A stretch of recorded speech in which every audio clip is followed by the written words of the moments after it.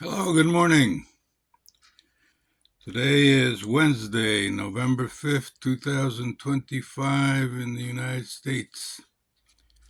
The day after Election Day. Democracy still alive.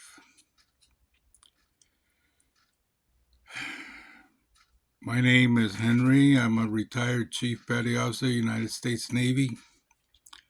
Served from 1975 to 1995.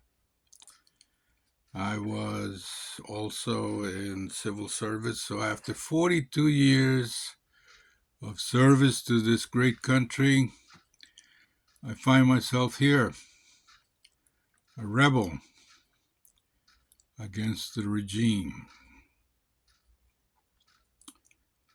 Democracy needs everybody's help. So this is my little bit again. I thought I was done with that, but this is my last stand on behalf of my daughter. This is her country. I got to do something. I can't sit around and do nothing. So on December 5th, 2023, then candidate Trump was in an interview in Iowa. And in that interview, he said that he wanted to be a dictator for a day. He actually said that. He wanted to be a dictator for a day. That's indisputable fact. That's what he wants. So the question is, what did he mean? We have been around Trump for so many years that we know that President Trump speaks in parables. He says one thing, but he means something different. And when you challenge him and ask him what he actually said, he says he meant to say something else, which is completely different from what he actually said. We have plenty of references to that. Everybody knows this. Okay. So what did he say? He said he wanted to be a dictator for one day. All right. That sounds innocent enough, even though it's dramatic. But as you know, yesterday is gone. It's past history. Tomorrow always remains tomorrow. There is no way that you can go there. It is always today. So what the president means is that he wants to be a dictator today. And today lasts forever, is the present. It is where we live. We live in the present. We don't live in the past. We don't live in the future. Today. He wants to be a dictator today. Forever. Tomorrow never comes. So when he saw the election results, he says that the only reason he lost is because his name wasn't on the ballot, which is the way that you would expect him to respond. He never admits defeat, and we're going to have to pound it into him. So we have a year. We have a year before the midterms. Yesterday was a bright light on the shiny hill that says that we will have a midterm election. So we will see a battle from the Republicans trying to deny us a fair and open election in 2026. And it is up to us to prevent that from happening. We have to go vote, and we need to vote the current regime out of office. But this is going to stay for a long time. This wound is too deep. The right has wounded America. It's going to be a long time before we ever get back to some sense of unity. But it began last night with that election. That was fantastic.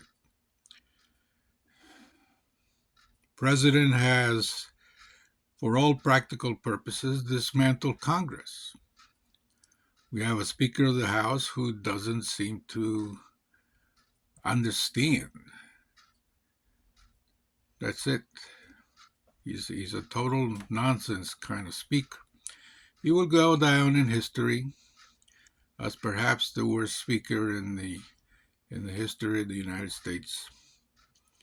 President has used the Department of Justice for his own campaign, his own purpose. He is using the Department of Justice as if the department works for him. So thank God that there's still some agents over there that are watching out for the rest of us. But even so, I question whether or not we're ready. We're ready for another potential threat. We shall see. He declared hostilities. The president declared hostilities against Latin America. He's currently engaged in war against Latin America. Started with the immigrants, like if we're nothing, but I am an immigrant. So I have given 42 years of service to this country. I came here legally, long time ago. And I will die defending this country, defending the country of my daughter. And hopefully some of you will join me. So I asked today, that you veterans, this is Veterans Month, I ask that you begin to show yourselves. There's so many veterans out here where I live in Florida that do not wear any kind of a patch of honor or a hat or a badge or anything that says that they were veterans. So I'm asking you to start wearing it. Show it. Show it off. There's approximately 15 million veterans out there. But the way that is portrayed is that we are all in uniform and the remainder are all disabled. So they're all down there at the VA office, which is not true. I personally have never filed a VA claim. So there's a lot of us out here who are invisible. And I'm asking you to put on your uniform. Again, starts like this, for example. This is a hat that represents the USS Defiance, patrol gunboat, Vietnam era. But she never actually served in Vietnam. She served in the Mediterranean, in the Eastern Med, countering the Soviet threat at the time. And in 1973, she was decommissioned and sold to the Turkish Navy. But she's still here. She's still in the rolls. She's still a ship that I accept because of the name, obviously, Defiance. I wish there was one out there now. The USS Defiance, my shipmates. I wear it with honor. But I have a whole bunch of them. They're all right here in my vest. I served on 8 different class warships for a long time. Wear it. Show yourselves. And prepare for this battle. For the next year, we're going to be talking a great deal about the election, the midterms. The professional pundits are going to bounce that around back and forth. But it is up to you and me, the voters, who are going to go out there and actually make it happen. So I'm asking you to do exactly that. Vote. Vote yes for democracy and no against dictatorship. No dictatorship. And someday, somebody will look at this effort and decide whether it was worth it or not. But for the time being, it is worth it to me. This is my last stand. Chief Henry Torres, United States Navy, retired. Have a great day.